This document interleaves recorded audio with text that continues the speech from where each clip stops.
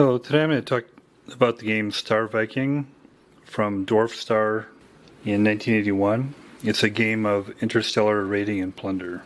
It comes in this small box like other Dwarfstar games do. It's it's 7 by 4 by about 1.5 inches. It's cardboard, and unfortunately it's not like super robust. You can see it's kind of not the thickest cardboard, but it is like 40 years old, so I guess it's doing okay.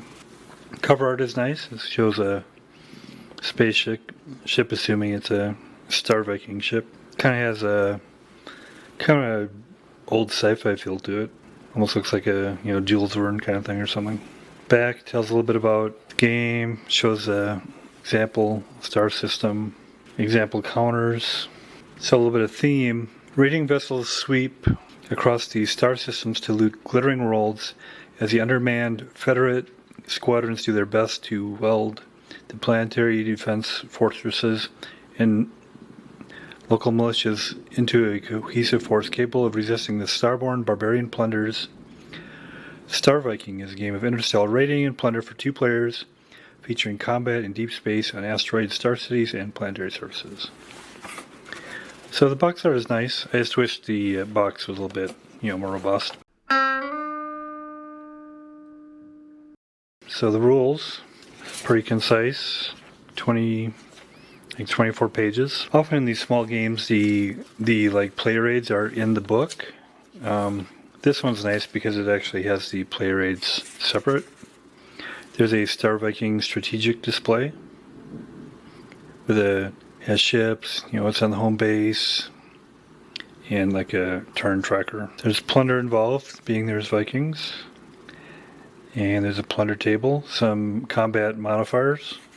So there's also an economic aspect to this, which makes it kind of a unique game. So it's victory points, repairs, and then how much it costs for different new constructions. And then finally a combat table. So it's nice that those are all separate. Also, a dice is included. So here's the counters. For a small game, it has a good mix of counters. There's 154 of them. There's some are for management. This is obviously the turn marker. These with 1, 2, and 3 they indicate damage. For some of the ships can take multiple hits before they're destroyed, and this indicates how many hits a ship has. Some are destroyed with just 1, but that's what these are for. And then all the other counters besides these kind of management ones, they have a technology level, a cargo capacity, or the cargo space of the unit. The type of unit abbreviated here.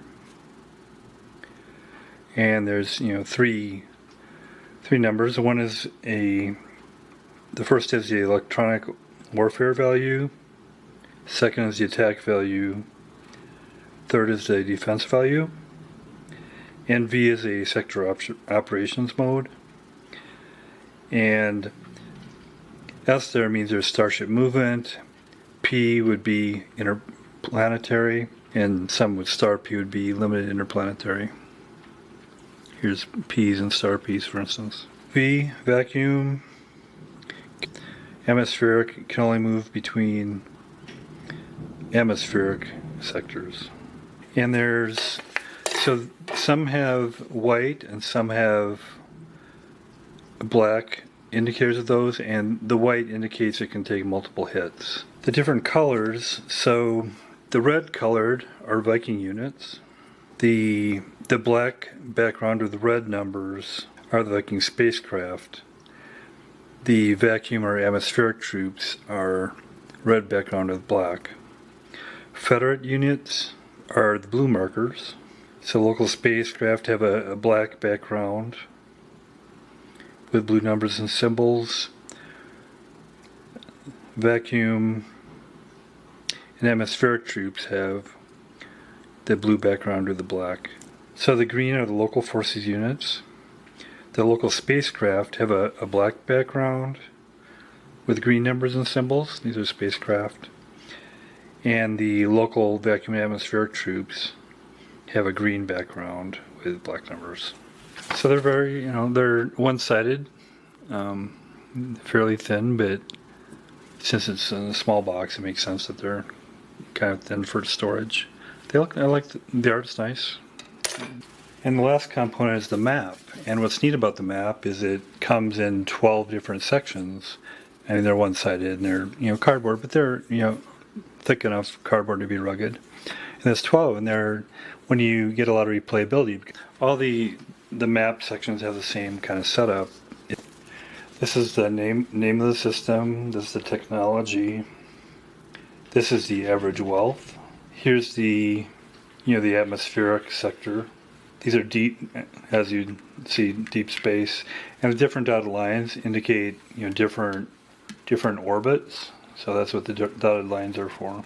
This is where the system capital is.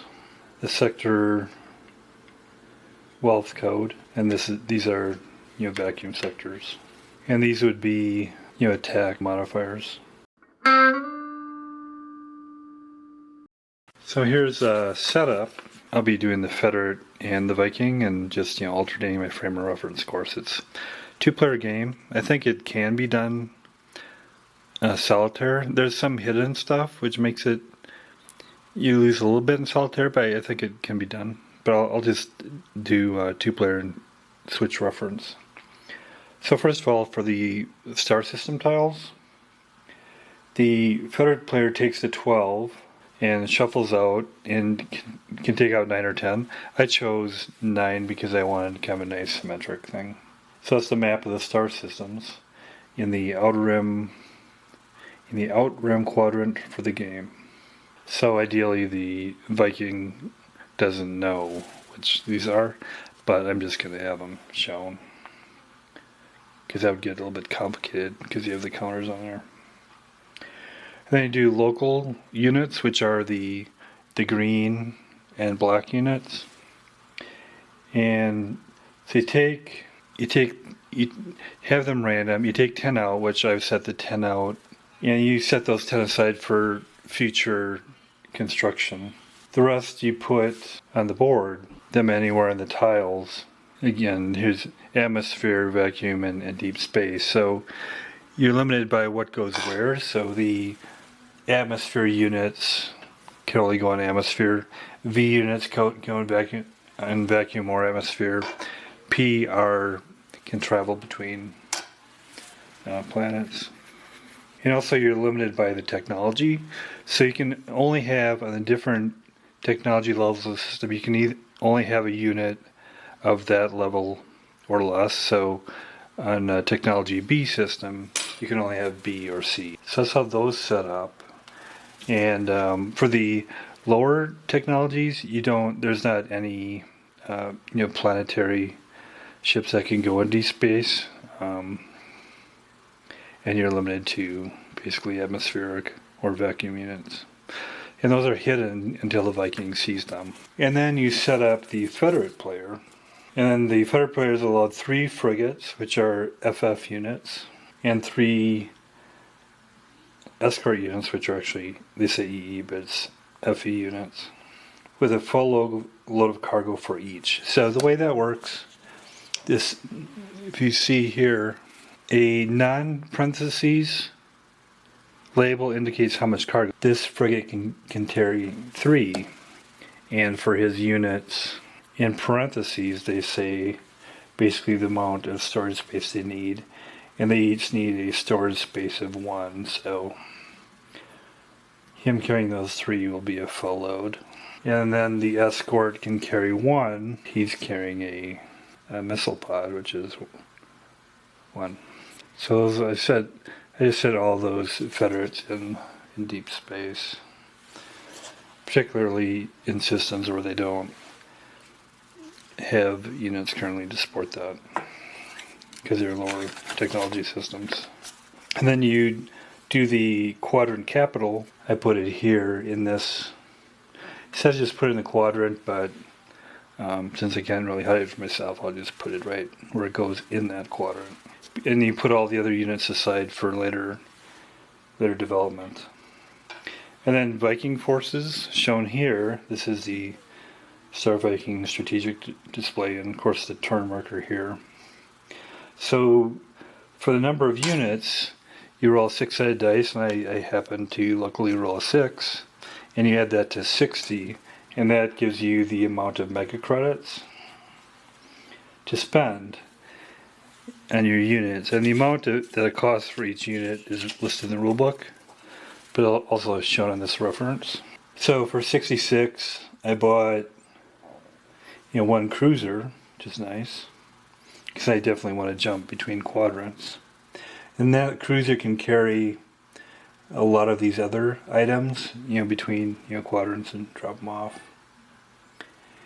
And then I got a PB patrol boat, fighters, a missile pod, and then some raider detachments. So that's the setup, and then we'll get into play.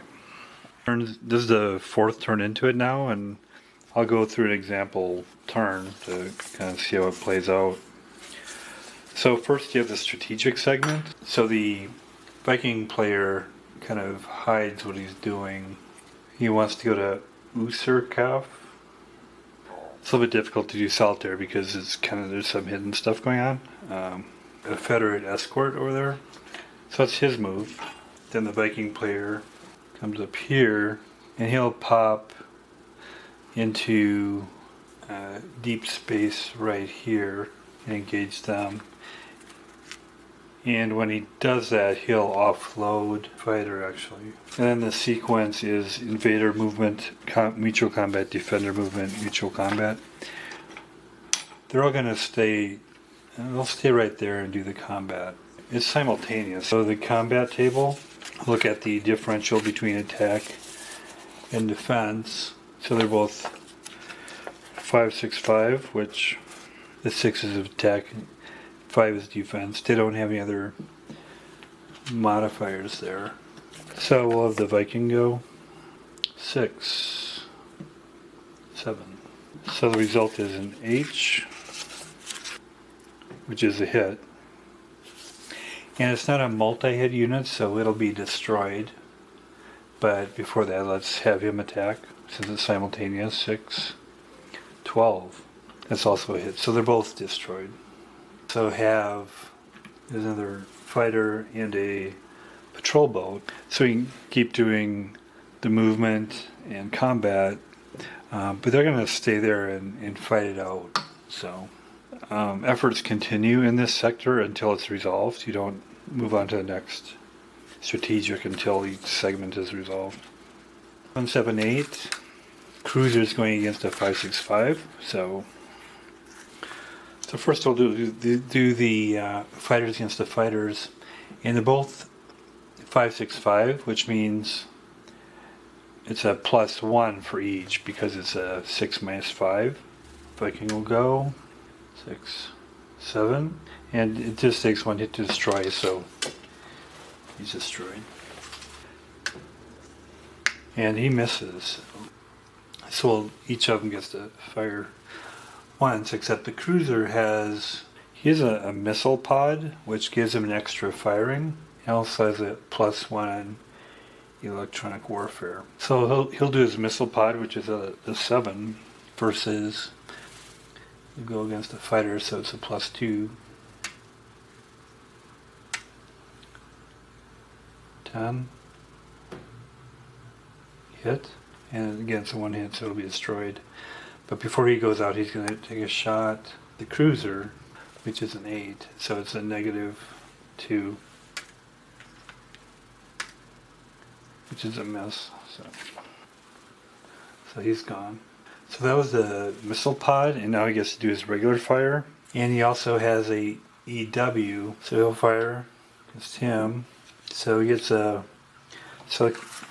modifier for an EW, or an ECM pod, is a +1. So, and also you have your the first one is your electronic warfare, and it's 2 better. So it's not double, but it's superior. So he gets a +1 for that, and then he gets a +1 for the ECM. And then also the 7 versus 5. So plus 4, 11 hits. And yeah, it's a 1 hit, so it's a destroy. And then before he's gone, he'll fire back. And he has a 5 minus 8, so a minus 3, and then a minus 1 for the ECM, and then a minus 1 for being worse. So it's a minus 5. But 12, which is a hit. And he does take damage. He takes 1 hit though. And he won't be destroyed until his defense goes down to 0. So he's got 1 hit. But he's been destroyed. Fighter then will move. He's a star P, which means he can only go in the same orbit in the system. So he'll go here. And he's going to do a plunder. So it's a WD. You refer to the plunder table. Do a die roll. 1. So he gets 3 in plunders. This doesn't have a tracking for resource points, so you can either keep a note paper. I'll just kind of note that. Okay, and then he's going to keep his items where they are. He's going to go to this system. He's going to unload his units here, so he's going to unload these vacuum units. So they'll do combat there, and it's an EW plus 1. So the defender has a plus 1 electronic warfare. This one versus that one. They're the same EW except he gets a plus 1. So the Viking will go first. It's 4 minus 5, so it's minus 1, and then another minus 1 for carrying worse EW. So minus 2, 8. It's a hit. So he'll be destroyed. And then that one will attack him. So he's at a 3 minus 4 minus 1, but then he gets plus 1, so it's at 0. 7. That's a hit. So they're both destroyed. And these 2 units will go at it. So 4 minus 5 is minus 1. And the Vikings at disadvantage, so it's a EW for defender plus 1, so it's minus 2. 9. It's a hit. So, and he's a multi-hit unit, so he'll and he won't be gone until he loses all of his defense. And likewise, he'll attack, and he's at a 0. 10. That's a miss. So. And then these 2 will go at it. So going at a 7, that's 5, so plus 2, and then he gets a plus 1. He'll do his normal first. 6, so that's at a plus 3. It's a hit. And then he'll do his missile pod, which is a 7 minus.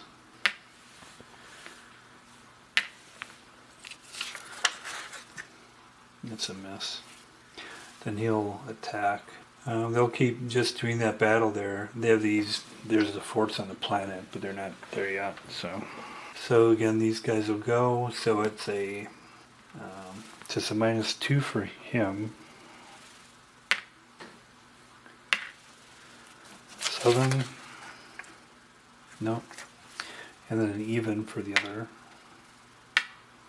No, misses. And then he'll missile potted him. It's a hit. So he's got 2 hits now.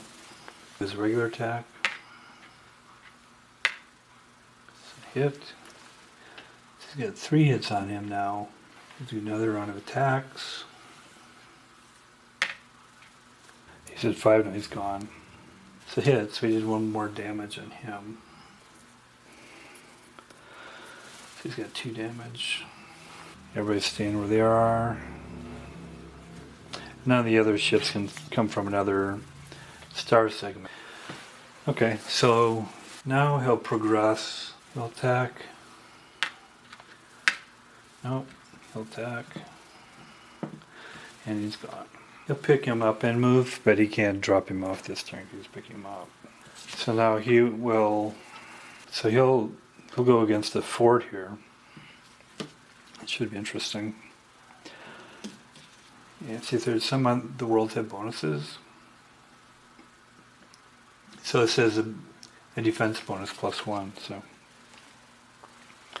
So he has 10. So he's going at a -3. And their EWs are the same. So he'll attack. It's a little bit of a risk because he's going against a fort there. Nope, he'll attack. So he took some damage, and he's up to, after a couple rolls there, he's up to 6 damage. He's going to go against this guy instead. Yep. After a couple hits, he's destroyed. So he destroyed him. Now the cruiser, he's only got 1 hit left, and he doesn't want to take a chance there. So he's going to collect a fighter, go to deep space. He'll be heading out. So then after that has been resolved, so that there's no more that are going to be in that system of both. Then you go into the politics and economics segment. So you can do various, it's politics, roll 2 dice, 9. There's distant wars. The Federate player must eliminate 1 frigate of his choice, including all current cargo. So there's another war going on, so this guy lost his cargo. Lost his frigate and his cargo, so that's too bad. And then you do the taxation. And so the Viking they get the 3 for the plunder. And then they get 10 here, so it's 13. And then they get wealth of any that they control, and they control this one, so they get a total of 21. And then he'll purchase some items. He'll get a couple of power troopers, 9 left. Get a fighter, 5 left. Federate player he has to distribute his taxes to also by local units. So he collects from all them except for this one. 4, 12, 28, 70, 76. Okay, so he's got to distribute that half and half. He'll get a couple of patrol boats, fighter, and then he'll get a couple of fighters.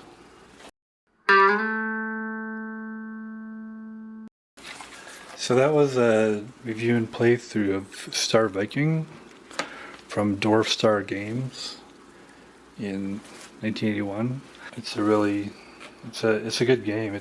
The box is a little bit not strong, but it's got great replayability because you have several segments. It's got land combat and space combat.